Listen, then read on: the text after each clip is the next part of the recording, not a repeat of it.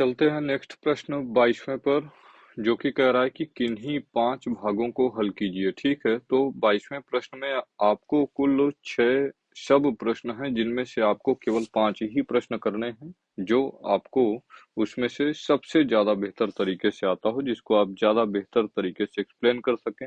उन 5 प्रश्नों को आपको करना है और ओवरऑल 22वां प्रश्न आपका 20 मार्क्स कंटेन करेगा। ठीक है, तो ये आपका इम्पोर्टेंट भाग रहेगा।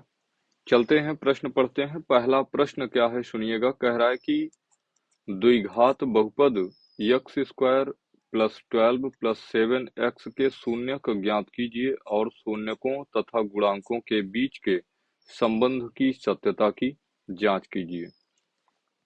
तो यहाँ पर पहली बात जो अपने को पता है वो क्या पता है, द्विघात बहुपद पता है। तो हम लिख लेंगे द्विघात बहुपद P of x is equals to x square plus 12 plus 7x। सबसे पहले क्या करते हैं, इसको हम अरेंज कर देते हैं, घातों के घटते हुए क्रम में लिख देते हैं। तो इसको हम लिख सकते हैं P of x is equals to x square plus 7x plus 12। अभी हमको क्या ज्ञात करना है, इसका शून्यक ज्ञात करना है। हम जानते हैं जब भी किसी द्विघात बहुपद का शून्यक निकालना होता है तो हम p ऑफ x की वैल्यू 0 के बराबर पुट करते हैं। तो लिखेंगे शून्यक के लिए अगर हम शून्यक के लिए बात करें तो आपका p ऑफ x जो होगा वो 0 होगा और p ऑफ x है कितना, x square plus 7x plus 12 is equals to 0। अभी ध्यान से समझिएगा, 12 के ऐसे दो फैक्टर करने हैं कि गुणा करने पर आपका 12 आए और जोड़ने पर 7 आए। तो ऐसे दो फैक्टर आपके 4 और 3 बन जाएंगे। 4 तियां 12 और 4 3 7। यानी आप लिख सकते हैं x square plus 4x plus 3x plus 12 is equals to 0। दो पार्ट्स में हम क्या करेंगे, कॉमन करेंगे। तो यहाँ से अगर इसमें हम यक्स कॉमन कर लें तो अपने पास बचेगा यक्स प्लस 4 और प्लस 3 कॉमन कर लें तो बचेगा x plus 4 is equals to 0। अभी दोनों में यक्स प्लस 4 कॉमन है तो यक्स प्लस 4 आपका हो जाएगा कॉमन। यहाँ पर बचेगा x plus 3 is equals to 0। लिखेंगे जब x plus 4 is equals to 0 तो x इज इक्वल्स टू -4। यानी पहला मूल आपका निकल के आ गया कितना, -4। तथा जब x plus 3 is equals to 0 तो x इज इक्वल्स टू -3। और जैसा कि हमने पहले भी पढ़ा है कि जिस घात का बहुपद होता है उसके उतने ही मूल होते हैं। तो ये आपका द्विघात बहुपद था, 2 मूल है। अतः हम कह सकते हैं अतः p ऑफ x के दो मूल अल्फा इज इक्वल्स टू -4 तथा बीटा इज इक्वल्स टू -3 है। ठीक है, अब आगे हमसे कह रहा है कि शून्यकों तथा गुणांकों के बीच के संबंध की सत्यता की जांच कीजिए।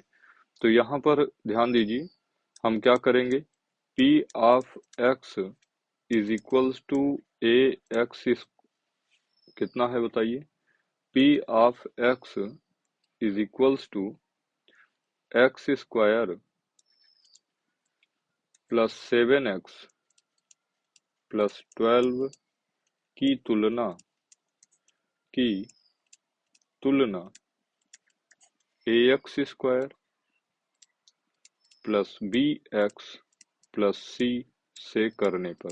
तो जब आप इनको कंपेयर करेंगे तो a आपका क्या होता है, यक्स स्क्वायर का गुणांक, और यहाँ यक्स स्क्वायर का गुणांक कितना है 1, तो a is equals to 1। b x का गुणांक होता है जो कि आपका 7 है और c आपकी कांस्टेंट वैल्यू है जो कि 12 है। तो यहाँ पर अगर हम जांच करें संबंधों की तो पहला रिलेशन हमने पढ़ा है कि alpha into beta, alpha plus beta, alpha plus beta is equals to आपका माइनस बी बाई ए होता है। यही तो होता है।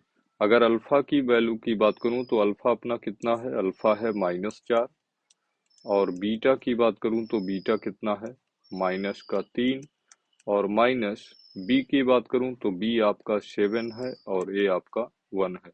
तो -7 आपका -7 के बराबर है। चूंकि यहाँ पर एल एच एस आपका आर एच एस के बराबर है, एल एच एस आपका आर एच एस के बराबर है, इसलिए हम कह सकते हैं कि alpha plus beta is equals to minus b by a, जो रिलेशन है गुणांकों तथा मूलों के बीच, वो आपका सत्य है। ठीक है। इसी प्रकार से दूसरा रिलेशन हम जानते हैं कि मूलों का गुणनफल यानी अल्फा इंटू बीटा हमेशा सी बाई ए के बराबर होता है। इस बात को आपको प्रूव करना है। तो अल्फा की बात करूं तो अल्फा आपका -4 है और बीटा आपका कितना है, -3 है। और सी की बात करूं तो सी आपका कितना है, 12 है, सी 12 है और ए 1 है। तो माइनस माइनस का गुणा +12 बराबर 12, यहाँ पर भी आपका L H S R H S के बराबर है। और इसलिए आप कह सकते हैं, क्या कह सकते हैं बताइए, इसलिए आप कह सकते हैं कि जो मूलों का गुणनफल होगा यानी अल्फा इंटू बीटा, वो आपका सी बाई ए के बिल्कुल बराबर होगा। तो इस हिसाब से आप इस सवाल को लगा सकते हैं। उम्मीद करते हैं कि सवाल आपको ये समझ में आई होगी। ठीक है, तो चलते हैं नेक्स्ट प्रश्न पर, और नेक्स्ट प्रश्न अपना होगा 22 का ख पार्ट। ठीक है, और 22 का ख पार्ट आपसे क्या कह रहा है, कह रहा है कि दो संख्याओं के वर्गों का अंतर 180 है, छोटी संख्या का वर्ग बड़ी संख्या का 8 गुना है, दोनों संख्याएं ज्ञात कीजिए। ठीक है, तो यहाँ पर देखिए हम कैसे सवाल को करते हैं। मान लेते हैं कि दो संख्याएं आपकी ए और बी है। माना दो संख्याएं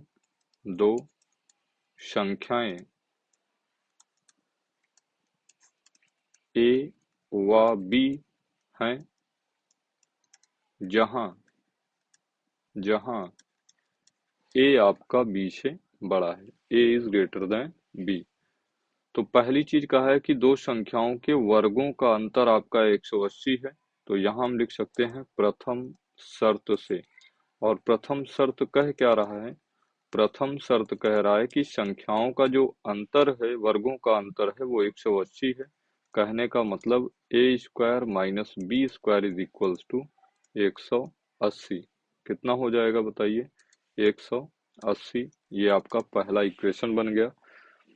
और द्वितीय शर्त कहा है, द्वितीय शर्त से, द्वितीय शर्त ध्यान से पढ़ेंगे तो कह रहा है क्या, कि छोटी संख्या का वर्ग बड़ी संख्या का 8 गुना है। तो छोटी संख्या आपने बी को माना है, तो बी का वर्ग जो है बड़ी संख्या ए का 8 गुना है। यही तो कहा है। ये आपका इक्वेशन नंबर क्या बन गया, सेकंड बन गया।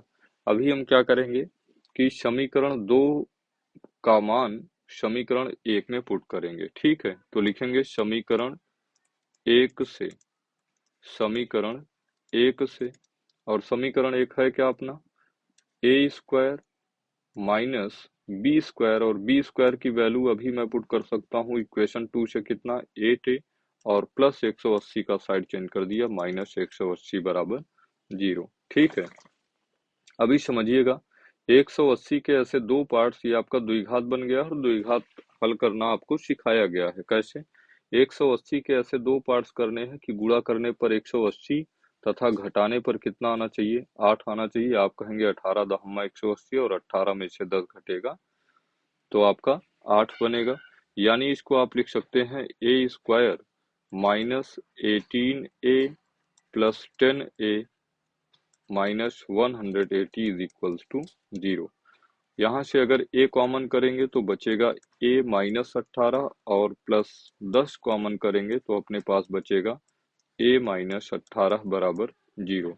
दोनों टर्म में आपका a माइनस 18 हो जाएगा कॉमन, तो बचेगा कितना, a plus 10 is equals to 0। लिखेंगे जब a माइनस 18 बराबर 0, तो a की वैल्यू आपकी होगी किसके बराबर, 18 के बराबर। तथा जब a plus 10 is equals to 0, तो a इज इक्वल्स टू आपका होगा -10। और -10 वैल्यू जो होगी आपकी अमान्य होगी। ये बात आपको मुझे कमेंट बॉक्स में बताना है कि a इज इक्वल्स टू -10 हम क्यों नहीं ले सकते हैं, ठीक है। तो लिखेंगे जब a इज इक्वल्स टू 18, जब a is equals to 18, a is equals to 18, तो b बराबर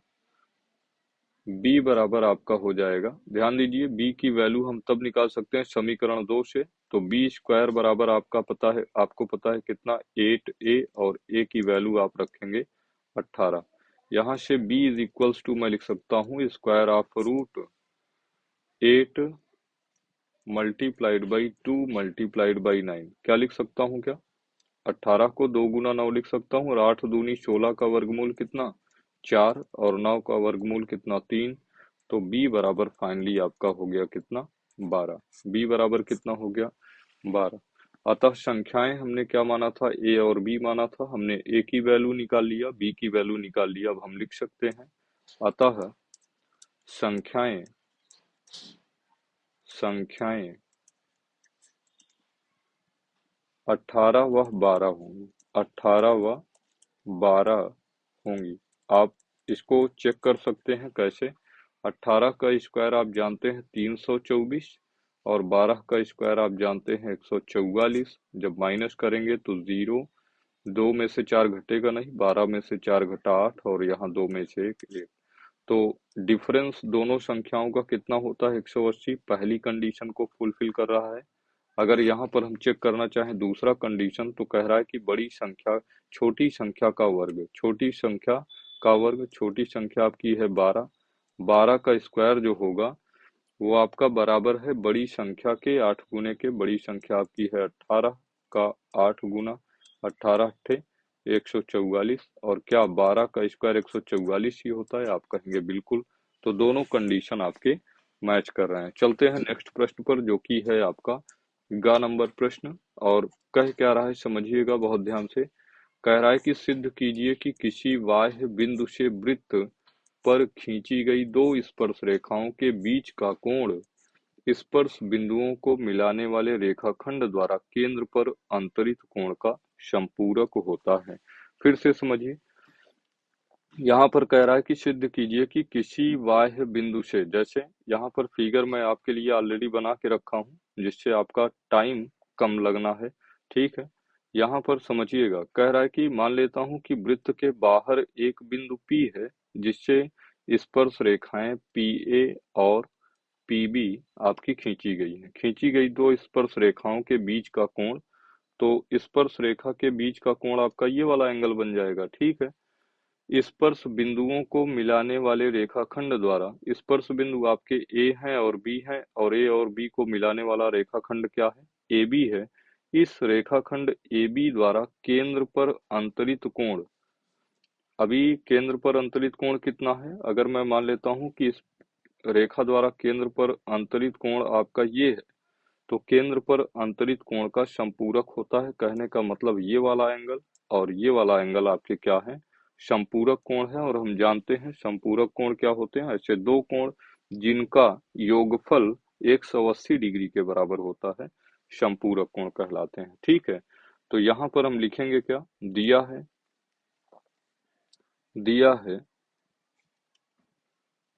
है वृत्त COR के बाह्य बिंदु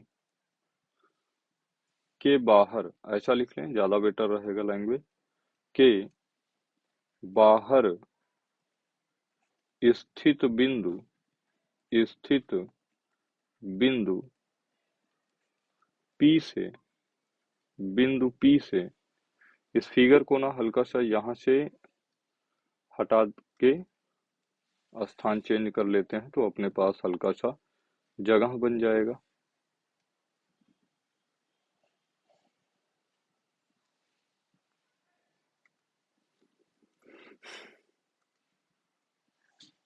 चलिए, इस बिंदु का नाम हमने रखा था क्या, P।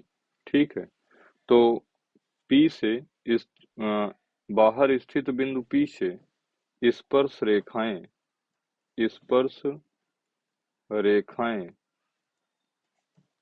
PA व PB खींची गई है, खींची गई है। सिद्ध करना है। अगर हम बात करें हमको क्या सिद्ध करना है, तो यहाँ पर जो कह रहा है आपको प्रूव करने के लिए कह रहा है कि सिद्ध कीजिए कि स्पर्श रेखाओं के बीच बना एंगल स्पर्श बिंदुओं को मिलाने वाले रेखाखंड द्वारा केंद्र पर अंतरित कोण का संपूरक है। ये बात आपको प्रूव करनी है। कहने का मतलब angle APB, angle APB plus angle A, centre को O कह देता हूँ, ठीक है, AOB, एंगल AOB बराबर कितना होगा, संपूरक होगा, यानी कि 180 डिग्री के बराबर होगा। अब हम लिखते हैं इसकी उपपत्ति, प्रूफ लिखते हैं। तो प्रूफ क्या लिखेंगे समझिएगा, यहाँ पर लिखेंगे चूंकि A व B बिंदु A व B बिंदु वृत्त के स्पर्श बिंदु हैं, वृत्त के स्पर्श बिंदु हैं, अतः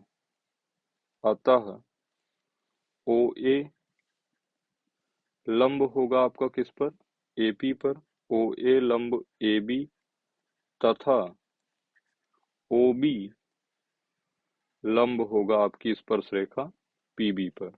क्यों लंब होंगे, क्योंकि हम जानते हैं कि वृत्त के केंद्र से स्पर्श बिंदु को मिलाने वाली रेखा सदैव स्पर्श रेखा पर लंब होती है। चूंकि केंद्र से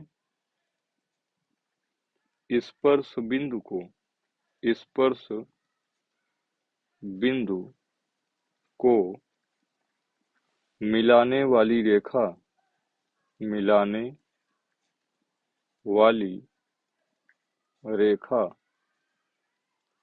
सदैव स्पर्श रेखा पर, सदैव स्पर्श रेखा पर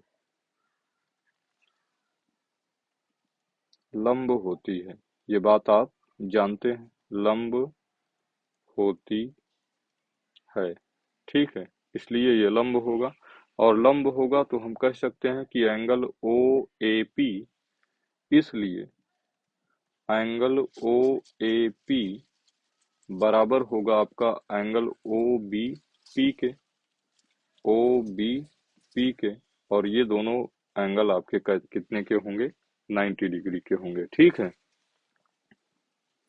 अगर हम आगे बात करें, ध्यान से देखिए कि AOBP आपका कैसा बन रहा है, चतुर्भुज बन रहा है। तो यहाँ पर लिखेंगे चतुर्भुज, चतुर्भुज OABP में हम जानते हैं कि चतुर्भुज के अंतः कोणों का योग कितना होता है, 360 डिग्री होता है। यानी हम कह सकते हैं कि एंगल, ध्यान दीजिएगा, angle OAP plus angle APB plus angle APB plus angle O, या ऐसा बोल दें कि OBP प्लस एंगल AOB बराबर आपका कितना होगा, 360 डिग्री। चतुर्भुज के अंतः कोणों का योग, अंतः कोणों का योग कितना होगा? 360 होगा। चलते हैं नेक्स्ट प्रश्न पर। नेक्स्ट प्रश्न मतलब आगे देख लेते हैं। अगर हम बात करें OAP, OAP अभी अभी हमने निकाला कि OAP का वैल्यू कितना होगा, तो आपने कहा 90 डिग्री। APB को APB ही रहने देते हैं, angle APB plus angle OBP, OBP भी आपका 90 डिग्री है, प्लस एंगल OAB, OAB नहीं है भाई, ये आपका क्या है, यहाँ पर थोड़ा सा चेंज करिएगा, ये आपका है AOB। ठीक है, AOB, एंगल AOB बराबर हो जाएगा आपका 360 डिग्री। यहाँ पर ध्यान दीजिए, हम लिख सकते हैं कि angle APB plus angle AOB plus 90-90 180 बराबर 360, प्लस 180 का साइड चेंज कर देंगे तो angle APB plus angle AOB बराबर आपका हो जाएगा 360 डिग्री माइनस 180 डिग्री, यानी कि आप लिख सकते हैं कि angle APB plus angle AOB बराबर 180 डिग्री। यही बात आपको क्या करनी थी, प्रूव करनी थी। और इतना काम अगर आप करते हैं तो आपको इस प्रश्न के पूरे 4 मार्क्स मिल जाने हैं। ठीक है, तो एक बार 2 बार आप इन प्रश्नों को खुद से लगाएंगे, चीजें आपकी क्लियर हो जाएंगी। चलते हैं नेक्स्ट प्रश्न पर, और नेक्स्ट प्रश्न आपका है, कह रहा है कि आकृति में OA इंटू OB बराबर OC इंटू OD, तो दर्शाइए कि एंगल A एंगल C के बराबर है तथा एंगल B आपका एंगल D के बराबर है। ठीक है, तो यहाँ पर हम लिखते हैं, क्या लिखेंगे समझिएगा, लिखेंगे दिया है तो क्या दिया गया है आपको, आपको दिया गया है कि OA इंटू OB बराबर है OC इंटू OD के। ठीक है, तो यहाँ से हम ये भी लिख सकते हैं, अर्थात OA अपान OC जो होगा आपका OD बाई OB के बराबर होगा। ये आपका इक्वेशन नंबर फर्स्ट बन गया। ठीक है, तो समझिएगा, अगर यहाँ पर हम त्रिभुज OAD, किसमें, OAD व त्रिभुज OCB में बात करें, OCB में अगर हम कहें तो आपका ध्यान दीजिएगा, OA by OC, OA by OC is equals to OD by OB, ये क्या है, बराबर है। अभी अभी हमने क्या किया, इनको ज्ञात किया। ठीक है, या आप ऐसा भी कह सकते हैं दिया है, इसको हमने अरेंज किया है केवल। और एक चीज लिख सकते हैं कि एंगल AOD आपका बराबर होगा किसके, एंगल BOC के, एंगल BOC के। क्यों, तो रीजन दे दीजिए, क्योंकि ये दोनों कोण आपके कैसे हैं, शीर्षाभिमुख कोण हैं। कैसे हैं बताइए, तो आप कहेंगे शीर्षाभिमुख कोण है। अतः साइड साइड एंगल समरूपता कसौटी से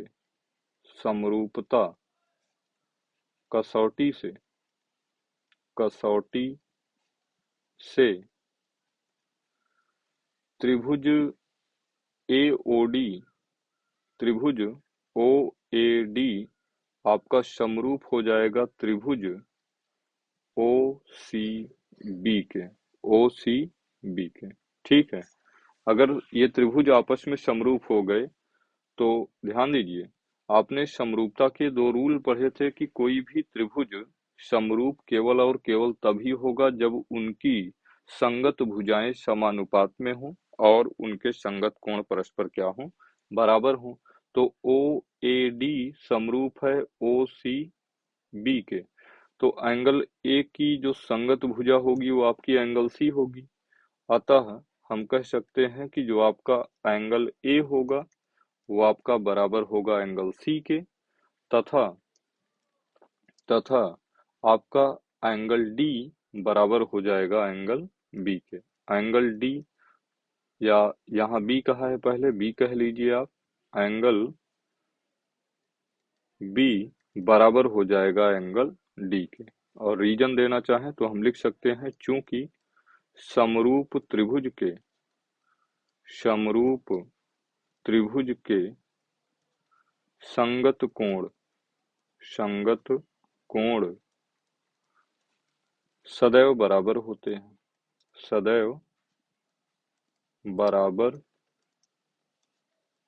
होते हैं। ठीक है, बस इतनी ही बात आपको करनी थी, और यही बात आपसे पूछा था कि सिद्ध करिए कि एंगल ए एंगल सी के और एंगल बी एंगल डी के बराबर होगा। ठीक है, तो उम्मीद करते हैं कि प्रश्न आपको समझ में आया होगा। चलते हैं नेक्स्ट प्रश्न पर, जो कि आपकी प्रायिकता से पूछा गया है।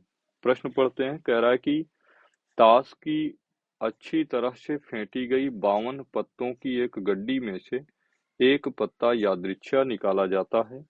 इसकी प्रायिकता ज्ञात कीजिए कि निकाला गया पत्ता आपका बादशाह होगा, और दूसरी चीज कहा है कि बादशाह नहीं होगा। ये दो बातें आपको बतानी है। तो यहाँ पर ध्यान से समझिए, अगर हम कहें, जैसा कि मैंने आपको पहले भी बताया कि जो ताश होता है, ताश में आपके 4 तरीके के पत्ते कार्ड होते हैं। पहला जो होता है वो लाल पान, जिसको आप पान बोल दीजिए, चलेगा, ठीक है। एक होता है काला पान, जिसको आप हुकुम बोलते हैं, क्या बोलते हैं, हुकुम। नेक्स्ट होता है ईंट, ईंट का एक पत्ता होगा, और एक पत्ता आपका कैसा होगा, एक पत्ता आपका होगा चिड़ी का, ठीक है। यानी 2 लाल कलर के पत्ते होते हैं और 2 आपके ब्लैक कलर के पत्ते होते हैं, और प्रत्येक पत्ते में 13-13 पत्तियां समान प्रकार की होती हैं, जैसे इक्का हो गया, ठीक है, दुक्की हो गई ना, ऐसे 13 प्रकार के पत्ते होते हैं, जिसमें एक आपका बादशाह होता है, एक आपका गुलाम होता है, एक आपकी बेगम होती है, ठीक है। तो हमसे कह रहा है कि 52 पत्तों की एक गड्डी में से एक पत्ता आपका यादृच्छिया निकाला जाता है। इसकी प्रायिकता ज्ञात कीजिए कि निकाला गया पत्ता आपका बादशाह होगा या फिर बादशाह नहीं होगा। तो ध्यान दीजिए, अगर मैं आपसे पूछूं कि कुल 52 पत्तों में बादशाह पत्ते कितने होंगे, तो आप कहेंगे एक बादशाह आपका पान का होगा, एक बादशाह आपका हुकुम का होगा, और एक ही बादशाह आपका ईंट का होगा, और एक ही बादशाह आपका चिड़ी का होगा। यानी अगर 52 पत्तों में आपने 52 पत्तों में कुल बादशाहों की संख्या जो है वो कितनी होती है, 4, ठीक है। अगर इन 4 में से आप कोई निकालते हैं तब बादशाह निकलेगा, बोलिए हाँ कि नहीं, ठीक है। तो 4 पत्ते निकाल रहे हैं कितने में से, 52 में से, तो प्रायिकता क्या हो जाएगी आपकी, 4/52, ठीक है। इन्हीं बातों को आपको लिखना है। यहाँ पर हम लिखेंगे, क्या लिखेंगे, चूंकि चूंकि ताश के ताश के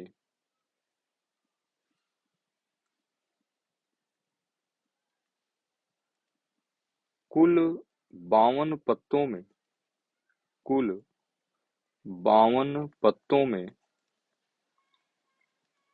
बादशाह पत्तों की संख्या बादशाह पत्तों की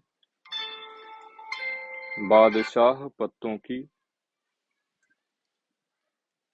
संख्या बादशाह पत्तों की संख्या की अगर मैं बात करूं, तो बादशाह पत्तों की संख्या कितनी होगी, 4।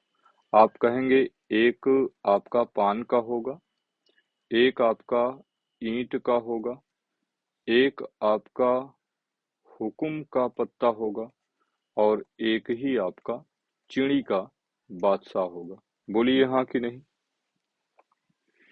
एक आपका किसका होगा, चिड़ी का होगा। तो अगर हम कहें अनुकूल परिस्थितियां क्या होंगी, तो अनुकूल परिस्थितियां आपके लिए ये होगी अनुकूल परिस्थिति।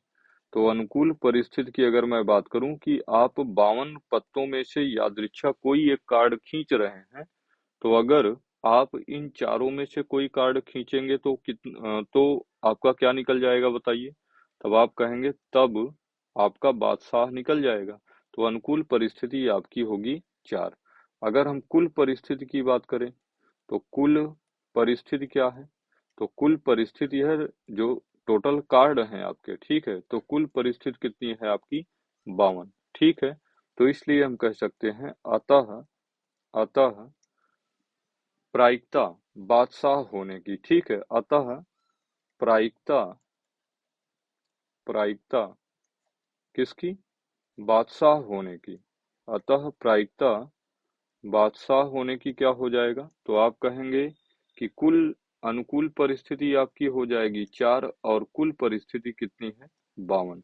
तो 4 एकन्नम 4 और 4 तेरह में 52, यानी यहाँ पर अगर हम प्रायिकता ऑफ बादशाह की बात करूं को रिप्रेजेंट अगर पी ऑफ के से रिप्रेजेंट कर दूं तो ये आपका हो जाएगा कितना? 1/13, ठीक है? दूसरी बात आपसे कहा है कि बादशाह न होने की प्रायिकता बताइए। तो हमने फार्मूला पढ़ा है, क्या पढ़ा है कि पी ऑफ के बार यानी बादशाह न होने की जो प्रायिकता होगी वो 1 माइनस पी ऑफ के बराबर होगा, ठीक है? तो बादशाह न होने की प्रायिकता, बादशाह न निकलने की प्रायिकता या होने की प्रायिकता, बादशाह न होने की प्रायिकता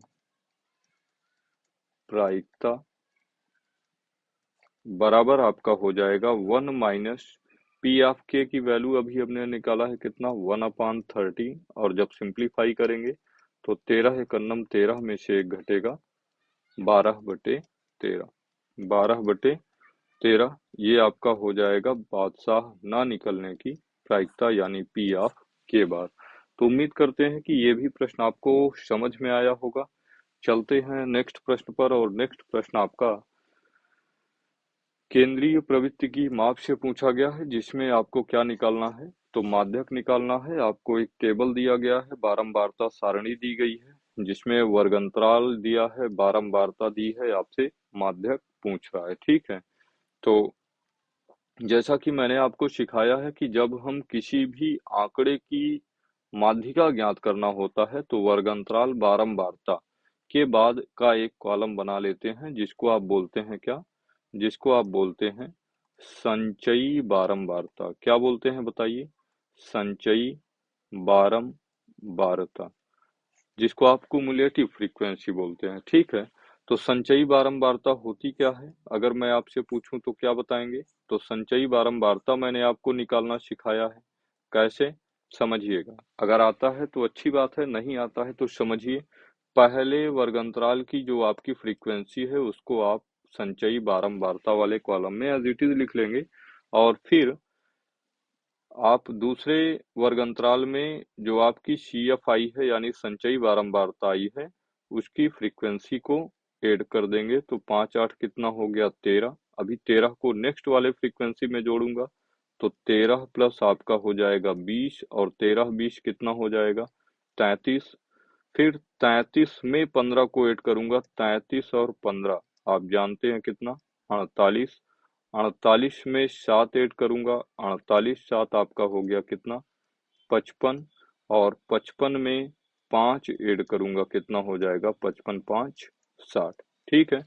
और यहाँ पर एक चीज ध्यान दीजिएगा, अगर आपने संचयी बारंबारता सही निकाली होगी तो आपकी बारंबारताओं का कुल योग भी लास्ट वाली संचयी बारंबारता के बराबर आएगा। यानी n बराबर अगर हम बात करें तो 5 5 8 13 13 20 33 5 38 10 48 7 55 5 60।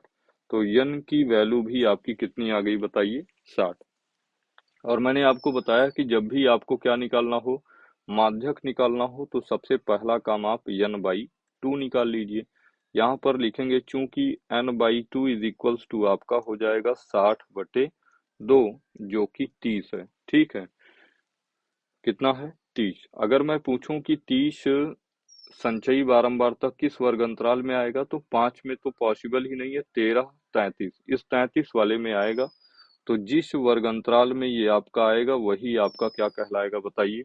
वही आपका बन जाएगा माध्यक वर्ग। क्या कहलाएगा? माध्यक वर्ग। 30 जो कि जो कि वर्ग अंतराल वर्ग अंतराल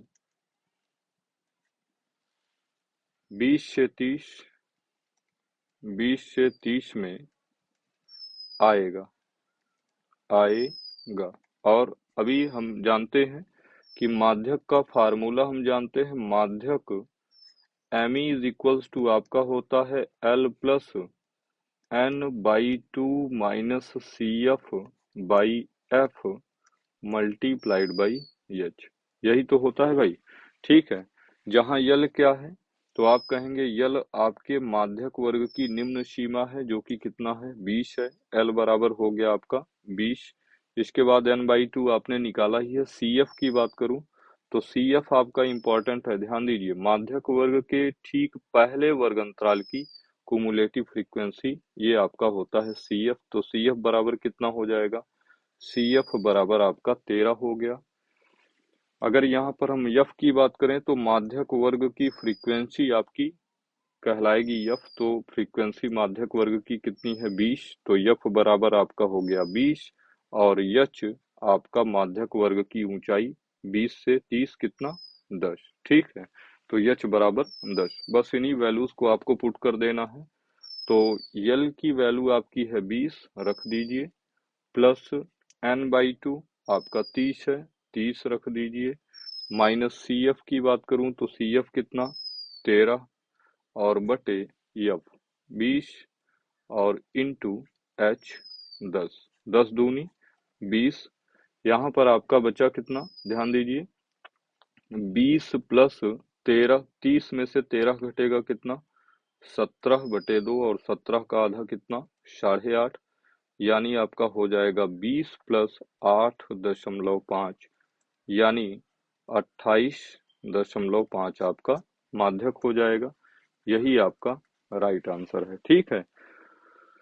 तो उम्मीद करते हैं कि 22 के ये का, खा, गा, घा, अंगा और चा छह के छहों प्रश्न आपको समझ में आए होंगे। हालांकि आपको एग्जाम में केवल 5 ही प्रश्न करने हैं और 5 प्रश्नों का जो वेटेज होगा, एक प्रश्न का जो मार्क्स है वो 4 का है। तो इस हिसाब से आप 20 प्रश्न आसानी से कर सकते हैं। ठीक है। ध्यान दीजिएगा, पूरा का पूरा प्रीवियस ईयर हम लोग लगा ही इसलिए रहे हैं क्योंकि जो पेपर का प्रारूप होगा आपका सेम होगा, आपकी सवालें चेंज होंगी। ठीक है। लेकिन जो रूल्स हैं जो आप लगा रहे हैं, बार बार ये प्रैक्टिस जो आप कर रहे हैं, ये आपको उस दिन जिस दिन आप एग्जाम हॉल में बैठेंगे, आपको ना ये क्लासेस बिल्कुल फायदे ही पहुंचाने वाली हैं। आप जितनी प्रैक्टिस करेंगे वो आपके लिए बेटर होगा।